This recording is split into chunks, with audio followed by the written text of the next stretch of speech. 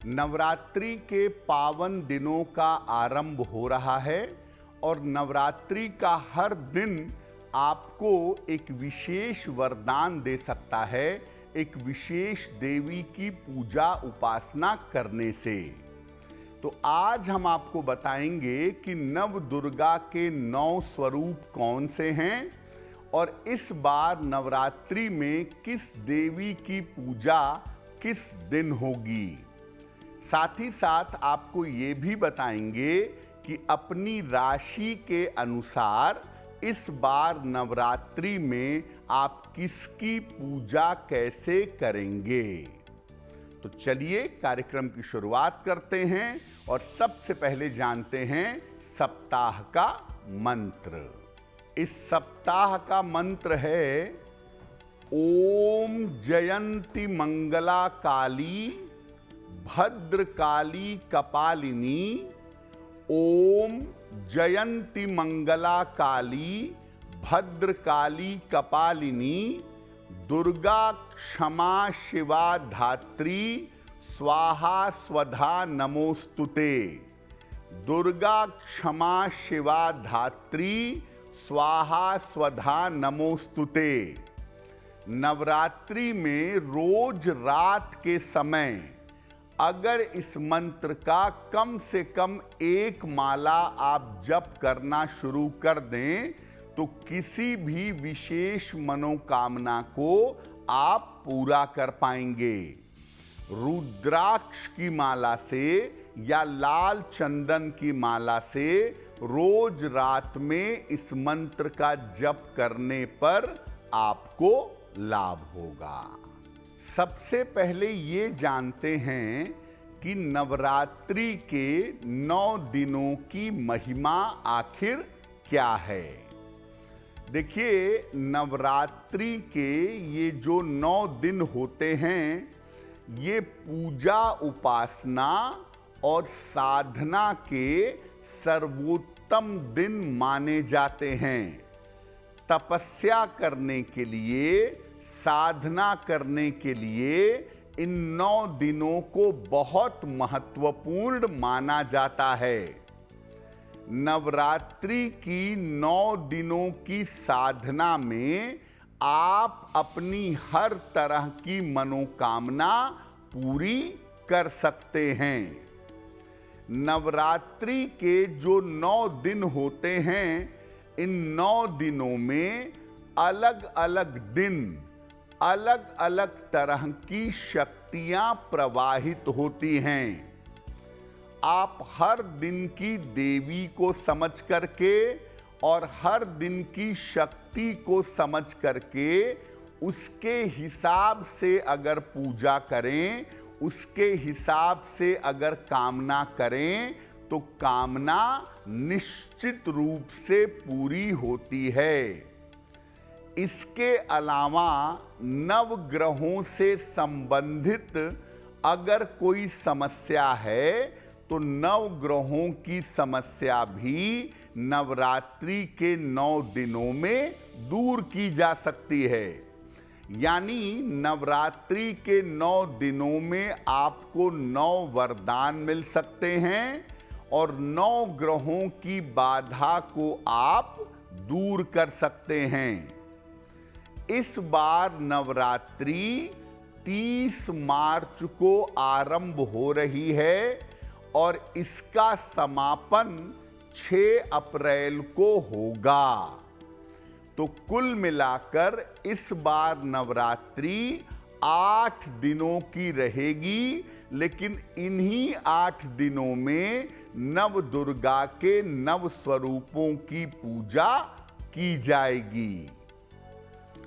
अब नवरात्रि इस बार भले ही 8 दिन की है, लेकिन इन 8 दिनों में 9 स्वरूपों की पूजा होगी और हर स्वरूप से आपको एक विशेष वरदान प्राप्त होगा।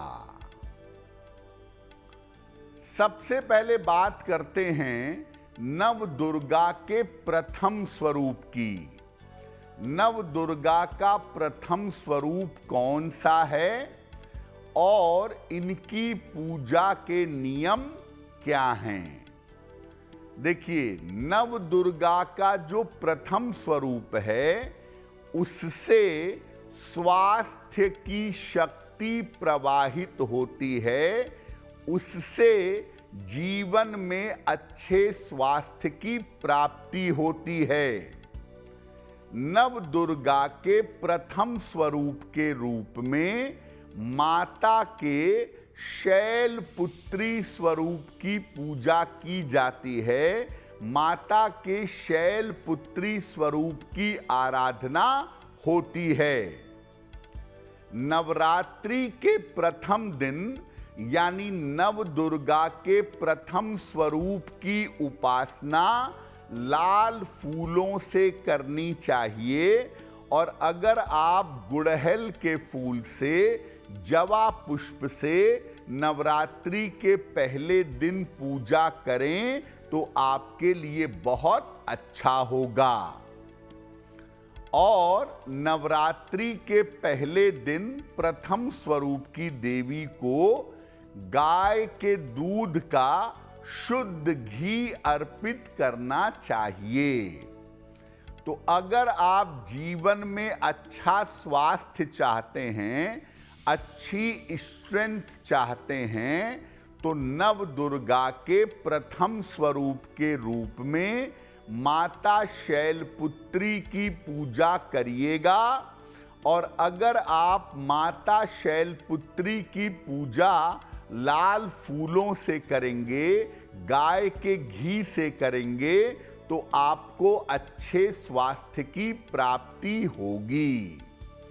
और इस बार जो माता के पहले स्वरूप की उपासना है, वो 30 मार्च को की जाएगी। तो 30 मार्च को माता के पहले स्वरूप यानी माता शैलपुत्री की उपासना करना कल्याणकारी होगा।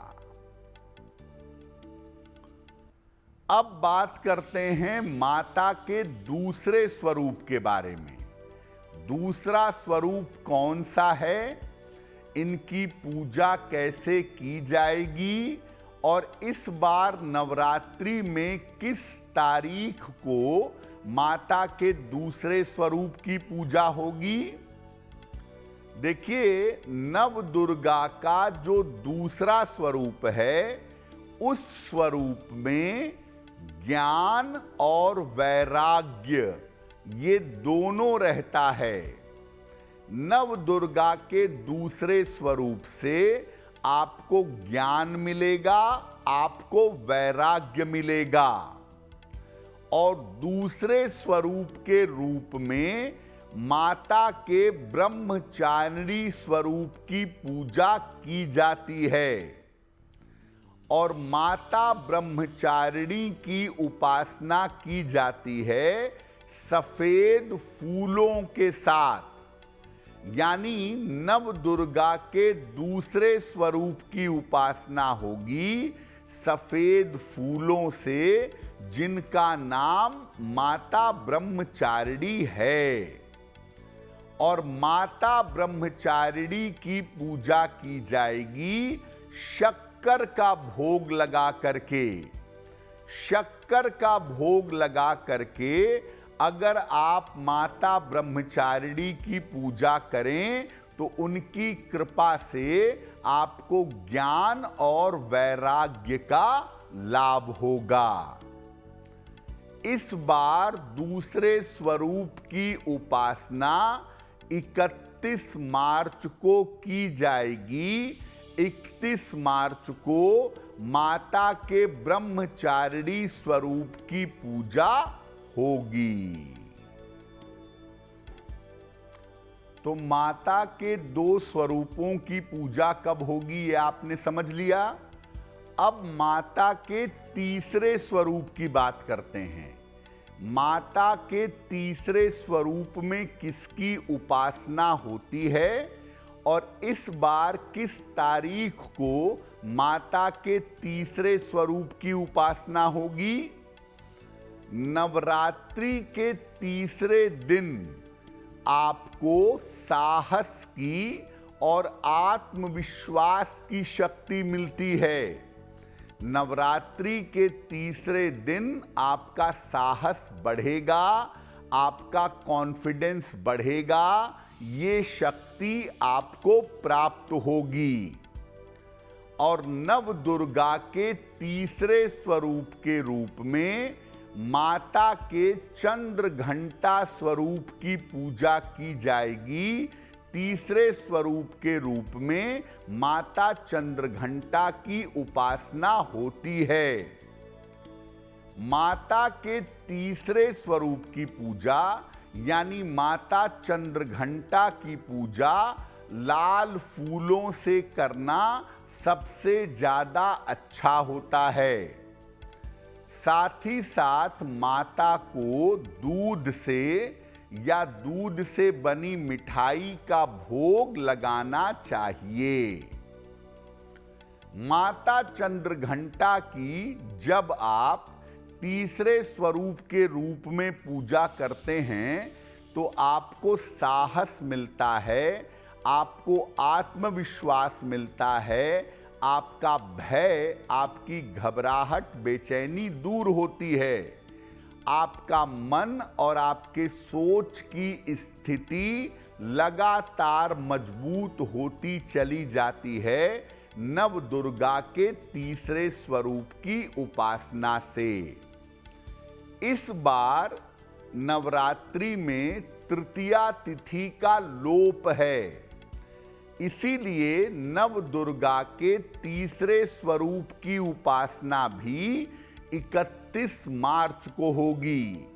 यानी नव दुर्गा का दूसरा स्वरूप माता ब्रह्मचारिणी और नव दुर्गा का तीसरा स्वरूप यानी माता चंद्रघंटा, इन दोनों की पूजा एक साथ 31 मार्च को की जाएगी। अब बात करते हैं नव दुर्गा के चौथे स्वरूप के बारे में। नव दुर्गा का चौथा स्वरूप कौन सा है और इनकी उपासना कैसे करनी चाहिए? देखिए, जहां तक वरदान की बात है, नव दुर्गा के चौथे स्वरूप की पूजा करने से बुद्धि की, वाणी की और प्रखरता की शक्ति मिलती है।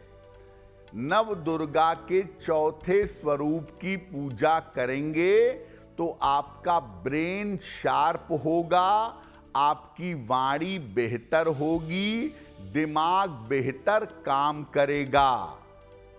नव दुर्गा के चौथे स्वरूप के रूप में माता कूष्मांडा की पूजा की जाती है और माता कूष्मांडा की जो पूजा होती है वो हरी वस्तुओं से होती है। हरी इलायची, हरी सौंफ, हरे फल, हरी मिठाई, इनसे माता कूष्मांडा की पूजा की जाती है। और माता कूष्मांडा को यानी नव दुर्गा के चतुर्थ स्वरूप को मालपुए का भोग लगाया जाता है। इस बार नव दुर्गा के चौथे स्वरूप की जो उपासना है वो 1 अप्रैल को की जाएगी। यानी दिन तो रहेगा तीसरा, लेकिन पूजा की जाएगी चौथे स्वरूप की यानी माता कूष्मांडा की। अब बात करते हैं नव दुर्गा के 5वें स्वरूप की। नव दुर्गा का 5वां स्वरूप कौन सा है और इनकी पूजा के नियम क्या हैं? देखिए, नव दुर्गा के 5वें स्वरूप की बात करें तो 5वें स्वरूप की पूजा से संतान संबंधी जो समस्याएं हैं, संतान संबंधी जो दिक्कत है, उनका समापन होता है, उनका निराकरण होता है। नव दुर्गा के पांचवें स्वरूप के रूप में माता के स्कंद माता स्वरूप की पूजा की जाती है। और स्कंद माता स्वरूप की पूजा की जाती है पीले फूलों से। अगर आप स्कंद माता स्वरूप की पूजा पीले फूलों से करें तो संतान संबंधी समस्याएं आपकी दूर होंगी। और स्कंद माता स्वरूप को केले का भोग लगाना बहुत शुभ होता है, अपना भी कल्याण होता है और संतान का भी कल्याण होता है। इस बार नव दुर्गा के पांचवें स्वरूप की उपासना 2 अप्रैल को की जाएगी। दिन तो होगा चौथा, लेकिन तिथि होगी पंचमी, इसीलिए पांचवें स्वरूप की उपासना 2 अप्रैल को करना बेहतर होगा। अब बात करते हैं नव दुर्गा के छठवें स्वरूप की। छठवां स्वरूप क्या है, इसकी विशेषता क्या है, ये भी जानते हैं। नव दुर्गा के छठवें स्वरूप की जब आप पूजा करते हैं तो आपको शीघ्र विवाह का वरदान मिलता है। आपके विवाह में कितनी भी दिक्कत क्यों ना हो रही हो, कितनी भी समस्या क्यों ना हो रही हो, नव दुर्गा के छठवें स्वरूप से आपका विवाह शीघ्र होगा। और नव दुर्गा के छठवें स्वरूप के रूप में माता के कात्यायनी स्वरूप की पूजा की जाती है। माता कात्यायनी की उपासना भी पीले फूलों से करना ज्यादा बेहतर होता है। अगर माता कात्यायनी की उपासना आप पीले फूलों से करें तो आपका विवाह शीघ्र होगा। और माता कात्यायनी की पूजा में माता को शहद का भोग लगाया जाता है। शहद का भोग लगाने से माता की विशेष कृपा प्राप्त होती है। खास तौर से जो विवाह संबंधी बाधाएं हैं वो बाधाएं दूर हो जाती हैं। इस बार माता के छठवें स्वरूप की उपासना 3 अप्रैल को की जाएगी। यानी दिन तो होगा 5वां, लेकिन षष्ठी तिथि होने की वजह से छठवें स्वरूप की उपासना 3 अप्रैल को करना ज्यादा बेहतर होगा। अब बात करते हैं माता के 7वें स्वरूप की। माता का 7वां स्वरूप कौन सा है, इसकी विशेषता क्या है और इसका पूजा विधान क्या है। देखिए, नव दुर्गा के 7वें स्वरूप की जब आप पूजा करते हैं तो आपके रोगों का, आपके शोक का और आपकी बाधाओं का नाश होता है। जीवन में कितनी भी बड़ी बाधा क्यों ना हो, जीवन में कितनी भी बड़ी अड़चन क्यों ना हो, नव दुर्गा के 7वें स्वरूप से आप उस अड़चन को दूर कर सकते हैं। इसके अलावा जो नकारात्मक ऊर्जा है, निगेटिव एनर्जी है, जो तंत्र मंत्र का चक्कर है, इससे भी आपको छुटकारा बड़ी आसानी से मिल जाएगा। नव दुर्गा के 7वें स्वरूप के रूप में माता कालरात्रि की पूजा की जाती है। नव दुर्गा का जो 7वां स्वरूप है वो माता कालरात्रि का है। और माता कालरात्रि की उपासना होती है सुगंध से और धूप बत्ती से। माता कालरात्रि की पूजा में माता को गुड़ का भोग लगाना सबसे ज्यादा अच्छा होता है। गुड़ का भोग लगाना सबसे ज्यादा उत्तम होता है। इस बार माता कालरात्रि की यानी नव दुर्गा के 7वें स्वरूप की उपासना 4 अप्रैल को होगी। तो दिन तो होगा 6वां, लेकिन सप्तमी तिथि होने की वजह से नव दुर्गा के 7वें स्वरूप की उपासना 4 अप्रैल को की जाएगी। अब बात करते हैं देवी के 8वें स्वरूप की।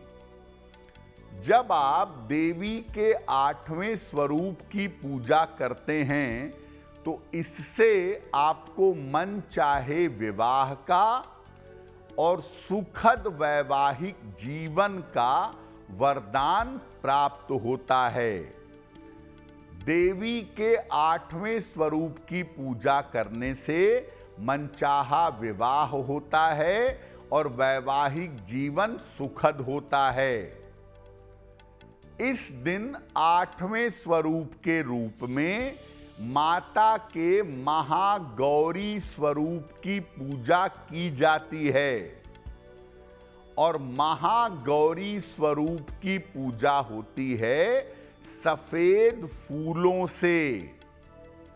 तो सफेद फूलों से माता के महागौरी स्वरूप की पूजा करें और उनको नारियल का भोग लगाएं। ऐसा करने से मनचाहा विवाह होगा और वैवाहिक जीवन आपका बेहतर होगा। इस बार माता के 8वें स्वरूप की पूजा 5 अप्रैल को की जाएगी। दिन होगा 7वां, लेकिन तिथि होगी अष्टमी, इसलिए 8वें स्वरूप की पूजा माता महागौरी की पूजा 5 अप्रैल को होगी। अब बात करते हैं नव दुर्गा के 9वें स्वरूप की। जब आप नव दुर्गा के 9वें स्वरूप की पूजा करते हैं तो आपको मुक्ति, मोक्ष और समस्त सिद्धियां मिल सकती हैं। नव दुर्गा का 9वां स्वरूप सबसे ज्यादा महत्वपूर्ण है और 9वें स्वरूप के रूप में माता सिद्धिदात्री की पूजा की जाती है। माता के सिद्धिदात्री स्वरूप की उपासना होती है।